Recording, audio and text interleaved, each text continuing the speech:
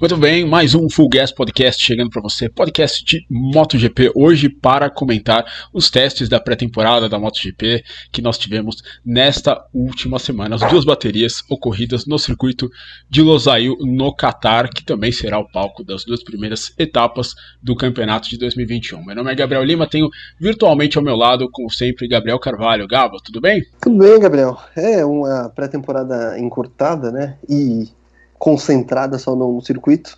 Mas a gente vai falar disso, né? Vamos ver tentar entender o que aconteceu nesses dias de testes lá no Catar. Pois é, dias de teste no Catar. Vamos passar aqui rapidinho aqui o resultado do agregado aqui dessa segunda sessão de teste, que foi a mais rápida. O Jack Miller ficou em primeiro com a Ducati, 1:53,183. Depois aí o Viñales, 61 milésimos atrás. Quartararo, terceiro, 80 milésimos atrás do Miller. Depois o Morbidelli. Bagnaia, quinto, companheiro do Miller. Aleix Espargaró, Aprilia, muito bem nesse teste. Juan Mir em sétimo. Alex Rins em oitavo. Taiya Suzuki mantendo mais ou menos aquele estilo meio azarão da temporada passada, mas ficando ainda no top 10. Johan Zarco, que teve a maior velocidade do teste, né, 357,6 km por hora. A gente vai falar da Ducati já, que andou muito. Nono colocado, Pol Espargaró, na primeira Honda, no seu primeiro trabalho com a Honda, na 10ª posição. O Valentino Rossi foi o 11º, Takaki Nakagami 12º, o Bradle, que andou do lado do Pol Espargaró, o 13º. O Jorge Martin foi o melhor estreante, em 14º, o Enea Bastianini 15º, e só na 16ª posição a primeira KTM, Gabriel Carvalho. A gente vai falar dela já, mas antes disso, vamos falar do Jack Miller, vamos falar da Ducati, que foi aí que liderou os testes. O Miller chegando à equipe de fábrica, eu tive a sensação, Gabo, não sei se você também, de que o Miller ele já está muito bem ambientado. Tudo bem, ele já andou na Ducati, anda na Ducati há muito tempo, né? Anda de Ducati já há muito tempo, né? Andou pela Pramac desde 2018, mas ele me parece já muito bem ambientado na Ducati, né? Pelas imagens que a gente pode ver, pelas interações de rede social, ele está bem junto da equipe, e esse início de campeonato pode ser uma grande oportunidade para ele, né? Pois é, porque a gente sabe do histórico da Ducati recente lá no Catar, né? As duas últimas corridas foram vencidas pela Ducati, né? Pelo Dovizioso. E como você falou, o Miller já tá totalmente enturbado, né? Você até citou as redes sociais, né? Tem até uma brincadeira com o Tardosi vestindo o macacão dele, né? Subindo na moto, fazendo uma graça e tal. E o Miller vem do final de temporada, né, em 2020, que ele andou muito bem. Uma característica que eu via que faltava no Miller no passado era a consistência. E ele pareceu nessa reta final de 2020 mais consistente, um cara mais calculista. O que acontecia antes era acabava o pneu dele antes da metade da corrida, ele já começava a sofrer com isso. Parece que ele conseguiu encontrar um caminho para gerenciar isso melhor. Foi bem no final do ano passado. E, como você disse, parece estar em casa, né? Porque, na verdade, ele já estava, né? Só que estava na equipe satélite. Então, ele já estava dentro da estrutura, digamos assim, da Ducati. E eu diria que para essas duas primeiras corridas aí, seria muito ousado se eu dissesse o favorito, mas entre os favoritos, eu não tenho dúvida de que o Jack Miller estará tanto no Grande Prêmio do Catar como no Doha, né? Grande Prêmio de Doha. Exatamente. Eu vou além, inclusive. Eu acho que até o Grande Prêmio de Portugal, né, onde o Miller foi uma das melhores corridas do Miller, acho que até na carreira dele na MotoGP, quando ele passou o Franco Morbidelli na última volta pelo segundo lugar. Tudo bem, o Miguel Oliveira naquele dia estava sozinho, né? Estraçalhou todo mundo, mas o Jack Miller ele fez uma grande prova, terminou em segundo, usou a cabeça, né? Como você disse, né? Não ficou sem pneu no final, não caiu atrás do Morbidelli tentando fazer nenhuma bobagem. E é uma pista que também a Ducati tende a andar bem. É uma pista que tem uma reta grande, tem uma sequência de algumas curvas travadas, que você precisa da aceleração para sair bem da curva, que é o que a Ducati tem, né? E o que mostrou no Qatar e que, enfim, pode mostrar também em Portimão. Essas três primeiras, eu acho que o Miller, Gabo, se ele para ele começar com chave de ouro, eu acho que ele tem que botar no calendário dele um asterisco nessas 3 primeiras corridas, porque se ele andar bem nessas 3 primeiras provas, sei lá, de repente, não tô falando vencer as 3, mas chegar pelo menos no pódio, nas 3 ou no top 5 ali, ele chega para a temporada europeia, né, a temporada regular europeia, né, vamos colocar assim de fato, né, a partir do Grande Prêmio da Espanha em Jerez, ele chega dentro do campeonato e, enfim, aí vai ter algumas pistas que a Ducati não vai tão bem, né, como a própria Jerez, né, como Le Mans, mas, enfim, essas 3 primeiras provas, ele está ele vai jogar em casa, né, enfim. Porque depois já vem Mugello, né, depois você falou Espanha, França, já vem o Grande Prêmio da Itália, que também é uma pista ali que pode ser bastante favorável para uma moto que tem a potência que a Ducati tem. Pois é, então, a gente falando de velocidade, o Zarco chegou, acho que é 357,6 km por hora, agora no teste do Qatar. De repente, mesmo com as asas e tudo mais, nunca as motos tiveram tanta pressão aerodinâmica quanto agora. Né? Mesmo com tudo isso, as motos chegando tão rápido e quem sabe, Gabo, não é nada impossível a gente chegar em Mugello e ver uma moto chegar a 360 km por hora. Né? A própria Ducati. Pois é. E aí, deve ser rápido, hein? Eu não faço 357,6, isso mesmo. Do Zarco. É muito rápido, hein? É muito rápido. Olha, eu já andei rápido em moto na pista, mas assim, nem de longe cheguei perto dos 300 por hora. E eu já achei que tava bem rápido. Então imagina 357. Tudo bem que essas motos têm um poder de frenagem que E para chegar na San Donato em Mugello, realmente precisa ter muita coragem, ter muito freio também, né? Realmente a gente vai ser um espetáculo, né? Enfim, tomara que tenhamos aí esse Grande Prêmio da Itália em Mugello, porque é um dos grandes espetáculos aí da temporada da MotoGP.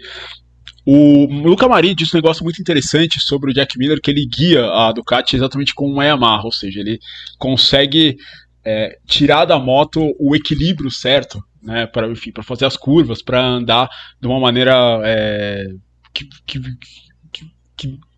teoricamente o chassi da Ducati ou a natureza dela, por ser uma moto de mais velocidade e menos de velocidade, mais de velocidade final e menos de velocidade em curva, permitiria. Né? Enfim, realmente o Jack Miller aí vai vivendo aí a sua lua de mel com a Ducati. Vamos ver se isso dura aí por essa temporada. O Pecco Bagnaia também fez um teste bom, ficou na 5ª posição no geral. O Johan Zarco andou até mais tempo na frente do Bagnaia durante esse teste, né? Eu tô ouvindo, Gabo, o podcast daquele GP1, né? Aquele site italiano, que parece o Carlo Pernat, né? Aquele empresário do Enea Bastianini, ele participa muito. E ele chegou a ventilar que há uma possibilidade do Zarco, que assim, o acordo do Bagnaia e a Ducati, e do Zarco e a Ducati vocês vão andar sempre com a moto do ano. Agora, a equipe, que vai ser a moto, faz, entendeu? Então, o Zarco, ele teoricamente, segundo ele, teria essa possibilidade de subir, dependendo dos resultados, né? Se o Bagnaia fosse muito mal, né? Para a equipe da Ducati ano que vem, mas enfim, isso é só especulação, só uma historinha interessante aí pra gente ilustrar esse podcast. Mas a gente... Fala aí, Gabo.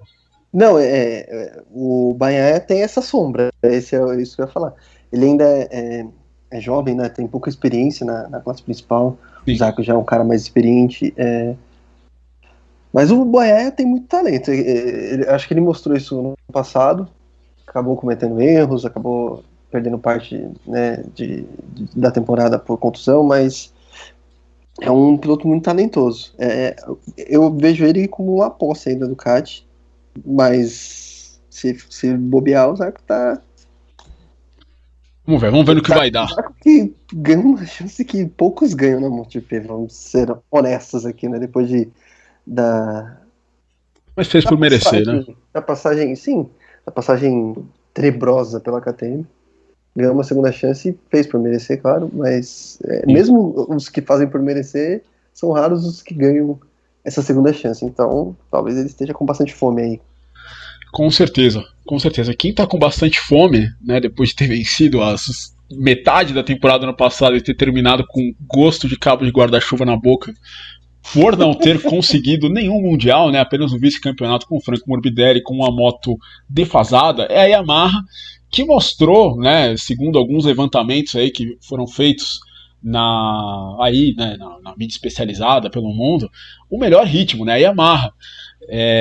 Vinhales e Quartararo teoricamente teriam o melhor ritmo de corrida do grid, né? E, enfim, mas são grandes leões de treino, né, Galvas? Que a gente tem que levar, né, infelizmente, né, para o torcedor da Yamaha ou para o torcedor do Vinhales e do Quartararo, um pouquinho com uma pitada de sal sempre, esses resultados deles de treino, porque às vezes chega na corrida, eles não conseguem, o Vinhales, né, um cara que não tem largado tão bem, treinou muito a largada durante esse teste, mas parece que vários treinos de largadas não foram tão bons quanto deveriam ter sido.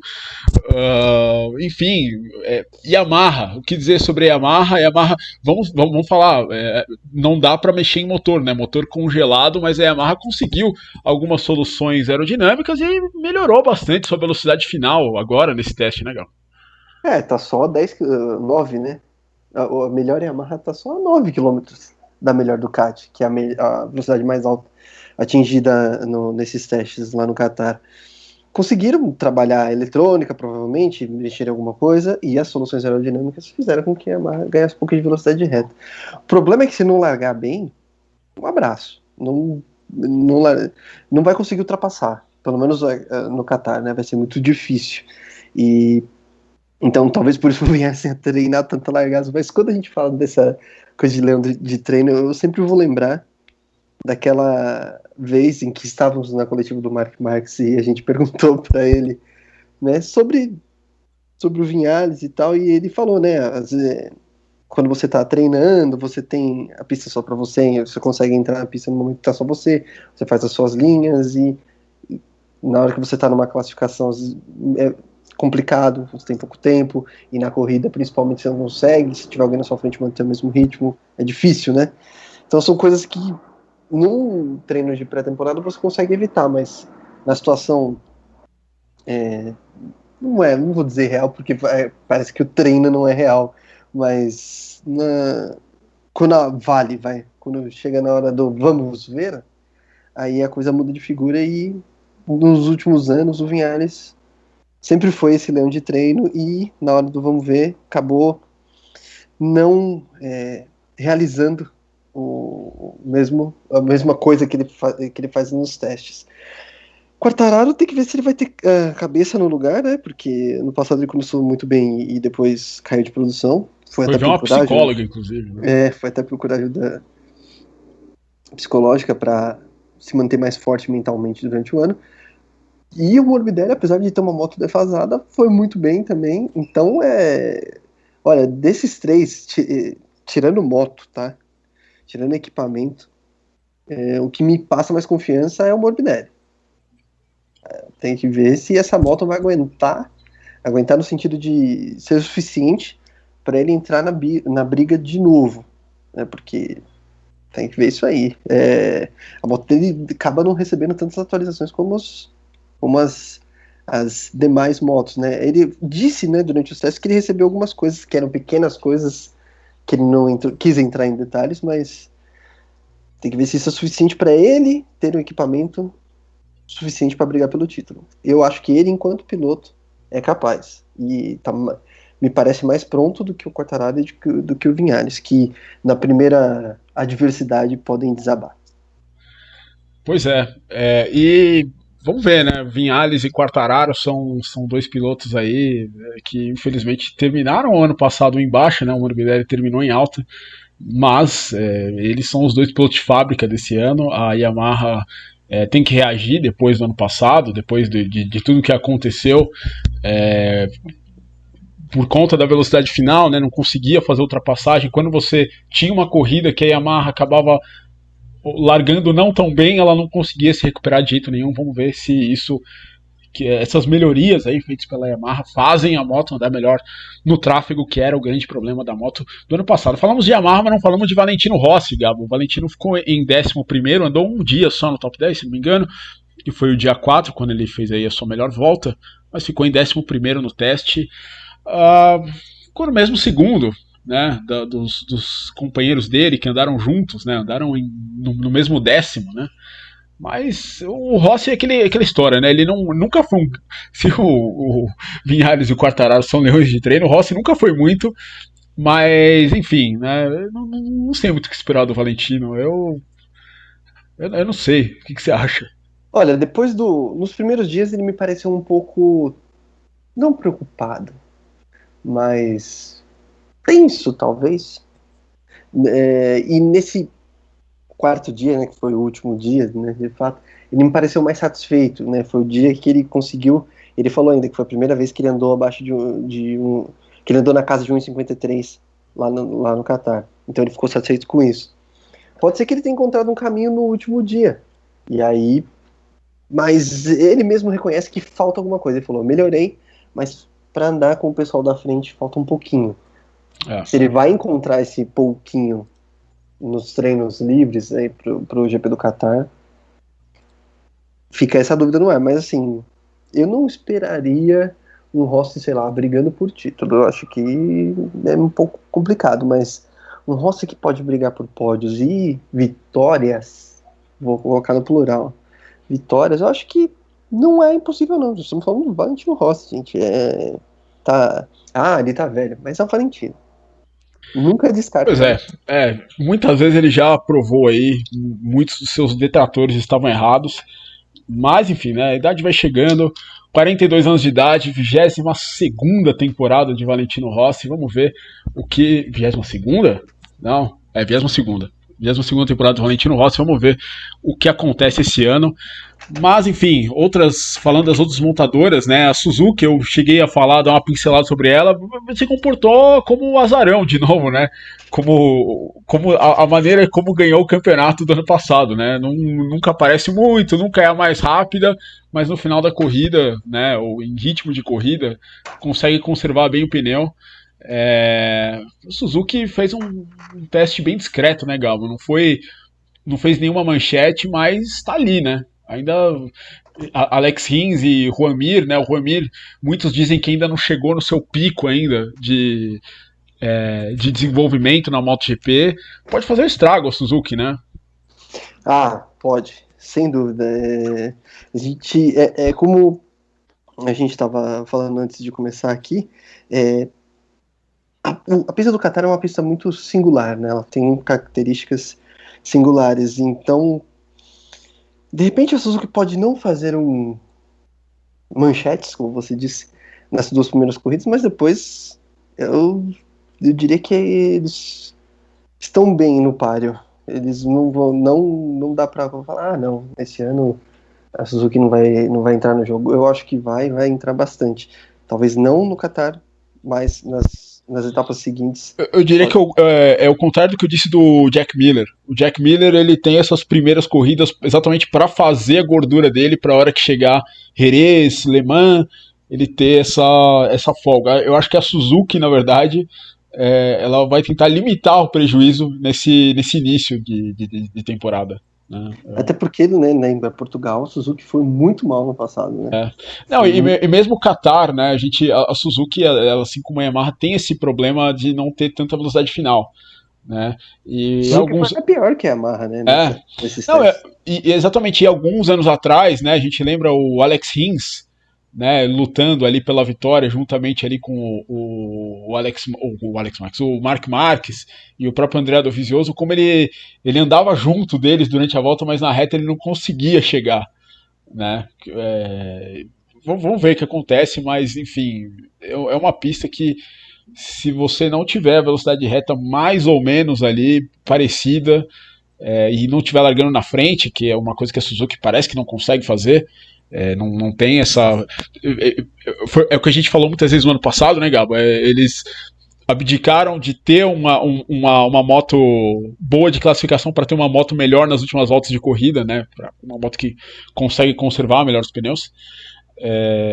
Parece aí que, enfim, eu não sei se o Qatar e Portugal, né, como você falou, vão ser pistas muito boas para eles, mas e também fica a questão, né, de como é que a Suzuki vai se comportar nos bastidores esse ano também, né, sem o David Brivio, né, que já tá lá Exatamente, era o que eu ia citar na agora. Alpine na Fórmula 1, vai Porque ser, né, uma o- equipe, né, meio que não tem um substituto, o David Brivio, né, o chefe do projeto continua sendo o Shinichi Sahara, mas porque o Rins e o Mir já andaram, não se estranhando, mas assim, um reivindicando, não, eu sou o número um, o outro falando, não, peraí, não é bem assim. Então andou, assim, existirá uma disputa pela, pelo número um, digamos assim, né? pela Que ninguém tá me vendo, supremacia, mas eu né? estou fazendo os dedinhos com aspas aqui. É. Mas, então tem que ver como isso vai ser gerenciado, porque isso pode gerar uma crise interna que coloca as coisas por água abaixo, mas Exatamente. A Suzuki foi bem, né, nos últimos anos, exatamente por ser uma organização sólida, né? Construída pelo Brivio. Né? Vamos ver. exatamente, ele tava lá, e agora, sem ele, será que esse castelo vai... Será que os japoneses vão conseguir administrar bem o temperamento de dois espanhóis jovens, né, Pois cara? é, pois é. Mas assim, em termos de equipamento, a Suzuki tá ali, eu acho que tá ali, mesmo porque não mudou, as motos não mudaram radicalmente, até por questão dos custos, né, então eu acho que a Suzuki vai estar na briga, assim. Uma que eu acho que vai estar na briga, mas é a Honda. Mas assim, o Pô Espargaró ele fez um teste, na minha opinião, interessante. Conseguiu se colocar no top 10, não foi. Não teve aquele ritmo, grande ritmo, mas a Honda, desde o início do ano passado, quando nenhum piloto conseguia andar com a Honda fora o Marc Marques, ela vai mostrando que a, eu não sei, Gabo, aí não sei se é a sua opinião também, mas o fato do Marques ter se machucado fez o Paul Espargaró chegar a um momento bom na Honda. Por quê? Vou explicar.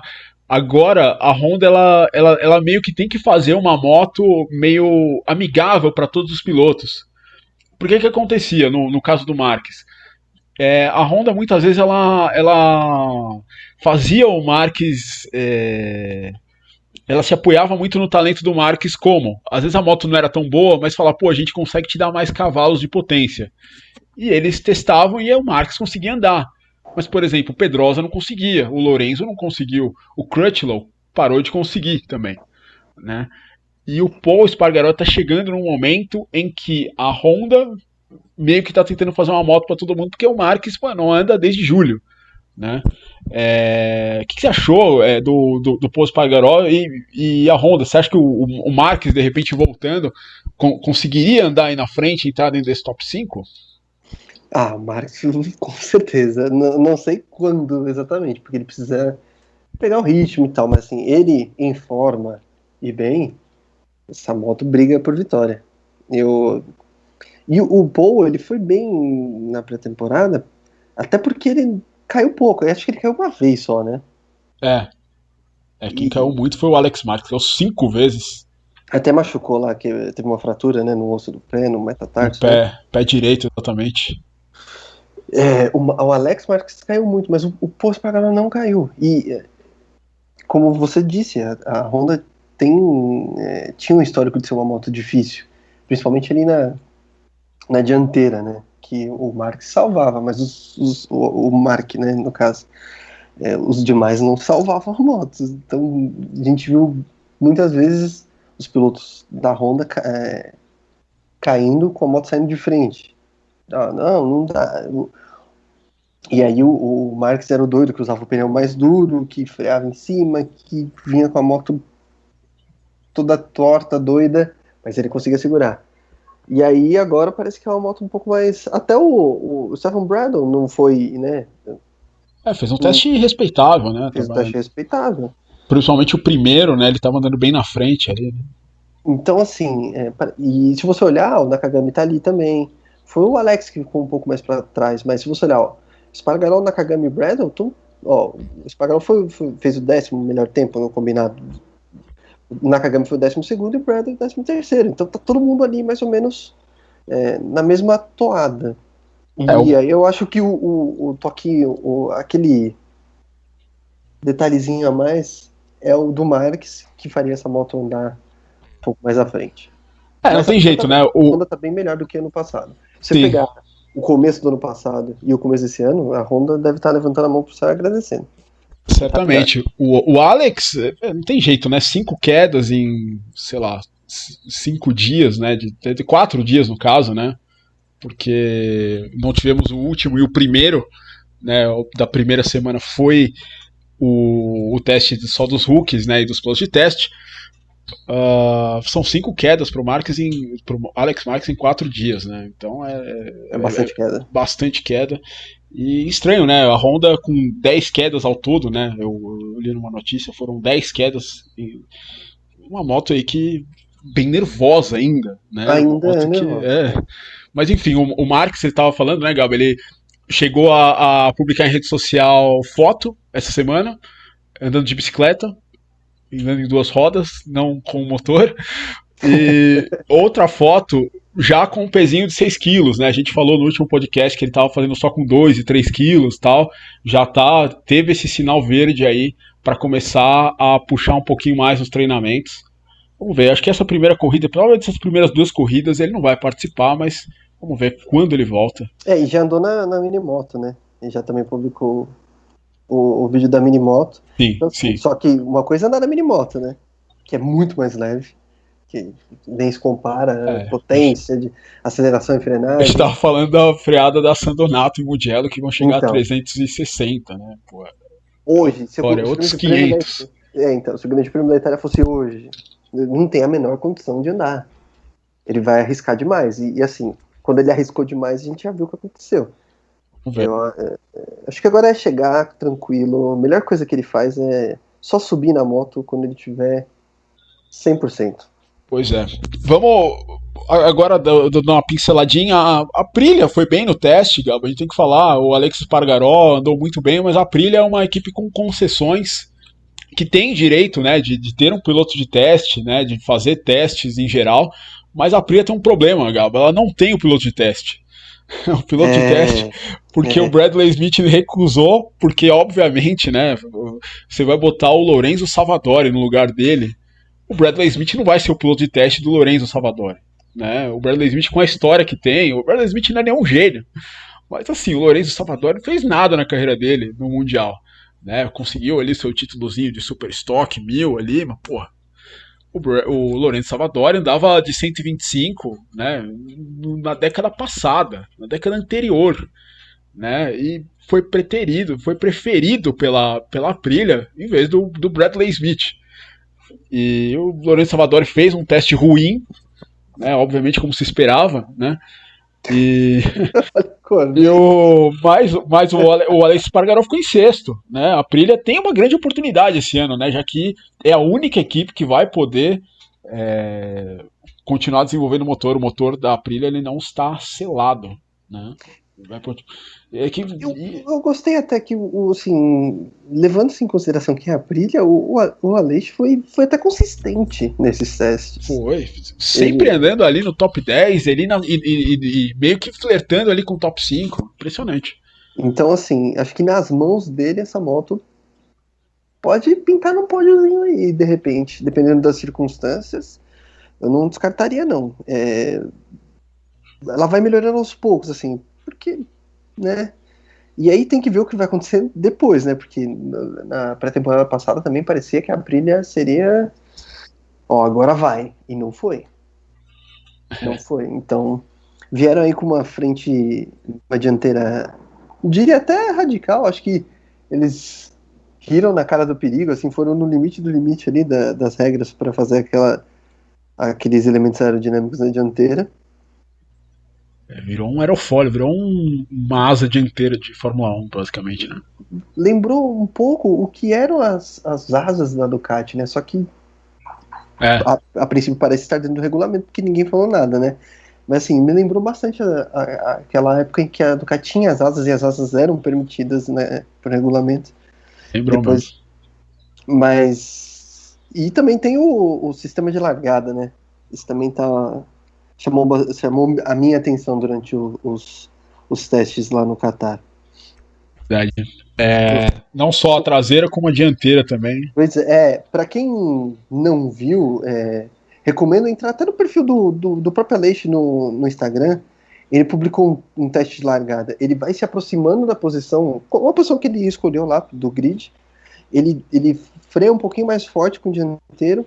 E aí, quando você joga essa força de frenagem repentina, né, o garfo dianteiro ele comprime. No que ele fez isso e comprimiu, o garfo continuou comprimido e ele parou a moto. Você vê que a dianteira está mais baixa. Depois, ele aciona o dispositivo e a traseira abaixa. E aí ele vai lá, se prepara para a largada. Pois o que a gente via antes era só na traseira, né? Agora... Exatamente. E a Honda também tem isso, porque o Paul também publicou um vídeo no Instagram de um trem de largada, é a mesma coisa. Ele freia forte, o garfo comprime, ele fica comprimido, depois ele vai lá, abaixa a traseira e larga. Interessante. E a Aprilia, né? Eu tava falando que eu tô ouvindo bastante o pós-treino do GP1. O Carlo Pernat falou também que o Dovizioso estaria em conversas com a Ducati, com a Aprilia, melhor dizendo. Com a Ducati ele não quer mais ver ninguém, né? Mas com a Aprilia. Exatamente para esse lugar aí de piloto de teste, com a opção de ser piloto titular para 2022. Tá aí o André Dovizioso. Foi visto, né, em Noale, né, na sede da Aprilia. Podendo aí, enfim, discutir aí essa possibilidade, seria interessante, né? Seria, porque assim, se essa evolução se realmente se confirmar na Aprilia, uma dupla com o Aleix e o Dovi é uma dupla boa. Uma dupla forte aí, uma dupla com dois pilotos muito experientes, que é para botar realmente esse projeto no trilho, né? Porque é o que falta para ele, é estar no trilho, né? Estar indo... Porque, assim, sabendo para onde está indo, porque é o que parece que não tá sabendo, né? O Dovizioso continua treinando, né? Anda lá de motocross toda hora. Inclusive, não é recente, mas também não é muito antigo. O Dovizioso estava treinando com muita gente, uma galera reunida lá, treinando no motocross, e entre eles estava agora caiu o raio aqui, o trovão, na verdade, né? O raio já foi. Entre eles estava o Bruno Crivellin, que é um piloto brasileiro que corre na modalidade de enduro, né? Tava treinando junto com o Dovizioso lá na Itália. Porque no ano passado o Crivellin participou do Mundial de Enduro e esse ano deve participar de novo. Então ele participou de treinos com o Dovizioso. Reuniu uma galerinha lá para treinar, entre eles estava o Crivellin. Só curiosidade. Muito interessante. Não, o Dovizioso, ele, claramente ele não tá fazendo isso tá treinando sério assim. Na brincadeira, né? Ele realmente tá querendo manter a forma. E, enfim, pode ser aí que a gente veja o André Dovizioso de volta ao grid em breve. Terminar aqui, KTM, Gabo. O que aconteceu com a KTM? Venceu 3 corridas no ano passado, mas no teste ficou fora do top 15. Danilo Petrucci também não apareceu. Decona caiu bastante, né? Exatamente, né? Falou que não sabia, né? As quedas esquisitas, não entendia a lógica das quedas. 1.3 a KTM atrás do melhor tempo da Ducati. É aquele negócio também, é o que a gente falou. Qatar é uma pista com características muito particulares. Pode dar tudo errado lá e quando chegar já em Portimão as coisas mudarem totalmente de figura. Apesar de Portimão e Losail serem mais ou menos terem pontos de alta velocidade, Portimão tem mais curvas lentas, né, que é onde a KTM teoricamente ganha mais tempo, que é na aceleração, né? E no Qatar a gente não tem tantas curvas lentas. E falando de tração, né, a pista estava muito ruim, né? A gente teve tempestade de areia 2 vezes em pouco mais de uma semana, né? No último dia nem 10 pilotos marcaram tempo, né? Não teve teste, né? Não teve teste, ninguém só foi entraram para passear, né? Exatamente. 5 pilotos marcaram tempo, mas assim, a melhor volta foi do Petrucci até, 1,58. Né? O melhor tempo dos testes foi 1,53. Então, não tinha. Só entraram por entrar, só foram lá não andar aqui no meio da poeira. Exatamente. Mas o Miguel Oliveira ele falou que era tudo muito difícil, né? Tudo que tem, né, precisava fazer na moto era muito difícil. Então, assim, a KTM não ficou satisfeita com o desempenho nos testes de pré-temporada. Mas foi só uma pista, né? Então, pode acender um alerta, mas também não é para ficar. Talvez não seja para ficar desesperado. Talvez não. A KTM ela tem uma base boa em algumas pistas que eles testaram no ano passado, né? Como Misano, tinha em Brno, né? Eu acho que Brno é talvez das 3 pistas que a KTM venceu, talvez seja a que menos, a que mais seja fluida, né? Mas a KTM tinha testado lá antes exatamente com o Dani Pedrosa, né? Então eles chegaram para a corrida do ano passado com uma boa base de dados, né? A Áustria e Portugal são pistas que naturalmente favorecem a KTM, mas enfim. Mas foi assim, das fabricantes foi a que realmente ficou. Que decepcionou. Que deixou mais a desejar. Não tem nem o que falar. Enfim. Interessante o teste, enfim, interessante essas conclusões. Gabol, algo a acrescentar ainda? Eu queria dizer que a Yamaha podia correr pelo menos uma corrida com aquela pintura que apareceu na moto do Crutchlow. Aliás, o Crutchlow que, né, andou oficialmente aí pela primeira vez nas cores da Yamaha, mas eles usaram uma pintura especial comemorativa aos 60 anos da Yamaha nas competições, né? Competições europeias, né? Competições europeias, e que é aquela combinação de vermelho, de branco, né, com os detalhes em vermelho. Linda, linda, linda demais essa muito moto. Muito bacana. Essa moto é uma pintura muito parecida, né? Em 2005, né, o Valentino e o Colin Edwards usaram uma moto igual não, né? Mas com essa pintura no Grande Prêmio de Valência, né? Então aí já correu no Mundial uma moto parecida com essa. E o número, eles colocaram o número do número amarelo no fundo amarelo. Ficou incrível, incrível. Retrô. Inclusive, se sair a miniatura, eu vou ficar de olho, porque vale a pena. Vale a pena. era isso. Agora as categorias menores vão andar lá no Zail, né? Mas.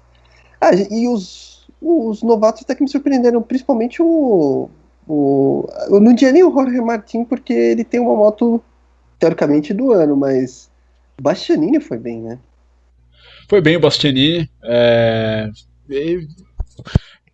Eu acho que o Martin, acho que ele tem mais espaço aí para evoluir durante a temporada.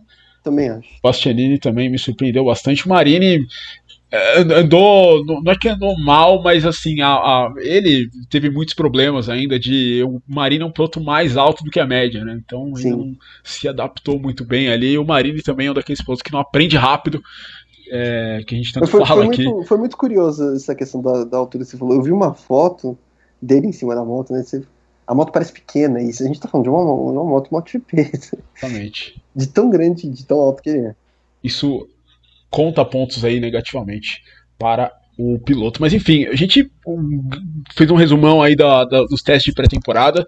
Ficamos por aqui neste Full Gas Podcast. Se você ouviu até aqui, muito obrigado.